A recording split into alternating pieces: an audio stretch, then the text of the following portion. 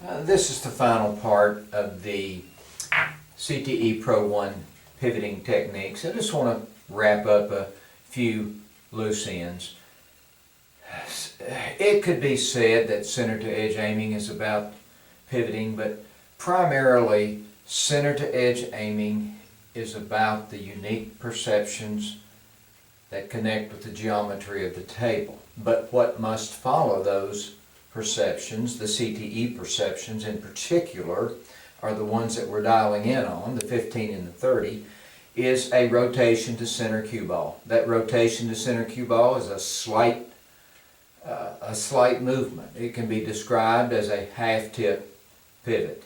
Well, the mechanical pivot, the foundational pivot for understanding the system or testing shots is very unnatural. It's based on two fixed edges, an absolute straight movement in, half tip in this case to the inside, and then as I turn the tip to center, I clearly connect with the shot there. Anytime you rotate that tip to center like that, center cue ball becomes a little easier to detect, that one tick that represents center cue ball.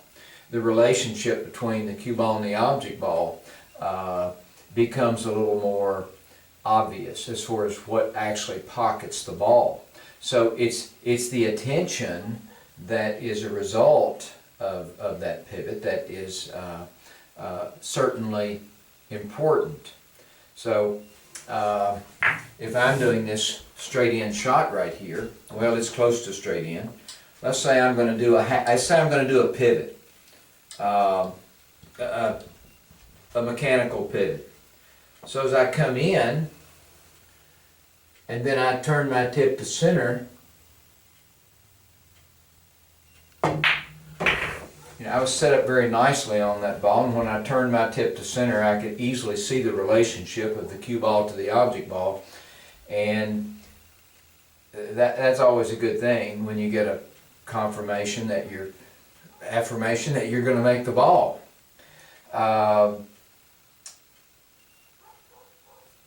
What I did there is actually something slightly different than a pure half-tip mechanical pivot. It's true that I started here with my visuals, which places me a half-tip away from the ball. A pure mechanical pivot places me a half-tip away from the shot if I go straight into the cue ball. But in my discussions with Hal Hool, at times he has made reference to very small pivots, quarter tip pivot, for example, a very small pivot that's hardly detectable. So what happens is that I start a visual sweep, but as I visually move closer to center cue ball, I'm not a half tip away from center cue ball anymore. So as I'm on that movement, I'm getting closer and closer and closer to a zero pivot. If I do a sweep all the way into center ball, there really is no pivot there. But if I do my sweep, and then all of a sudden at this point I decide I'm going to do a manual pivot, my manual pivot at this point is actually less than a half a tip. Let's call it a quarter a tip, which is very slight. So what happens there is that I'm able to take advantage of turning my tip into center cue ball, and there are huge advantages to that.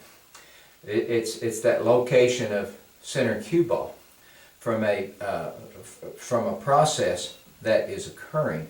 It's easy to see the cue ball object ball relationship as far as pocketing the ball in a correct way. I cannot tell you enough how important it is as a centered edge player to experiment with these very slight pivots. It's my experience now as I feel like I've basically mastered center to edge aiming. Certainly I'm in an expert category of it. It's important to develop the flexibility of how you move into the cue ball. The awareness of what your body is doing, the awareness of what is happening with your cue. It doesn't matter. When you start off with your visual for this shot, then it really doesn't matter from that point what I do. I've got this visual here. I can be here, I can be here, I could be here. It doesn't matter. I'm a half tip pivot away from making that ball. How I close that gap is up to me and my experience. Visual sweep, half tip pivot, a quarter tip pivot by modifying the visual sweep slightly, or another very awesome way of refining the mechanical half tip pivot is to, on this shot right here, I have my visuals, I'm just clearly locked in right here, so rather than changing my eye position any at all, my visuals are just going to be just constant, and my cue is actually going to angle. So how you choose to close that gap from ball addressed to center cue ball is open to some flexibility. You're always going to be a half tip away from the shot. So whether you move in with a half tip manual pivot, a visual sweep, or a modified visual sweep, or an angling of the cue, it's all based on that consistency of starting a half tip pivot away from the ball in the purest sense of the word. So, there's players out there that are swiveling their cue a little bit. You can notice players doing this. There's some advantages to doing that. And basically, as I've said, true knowledge comes from experience. So you have to play around with the various ways of moving from the visuals to center ball and decide what works best for you. I have sort of evolved into being able to use just multiple approaches to center cue ball.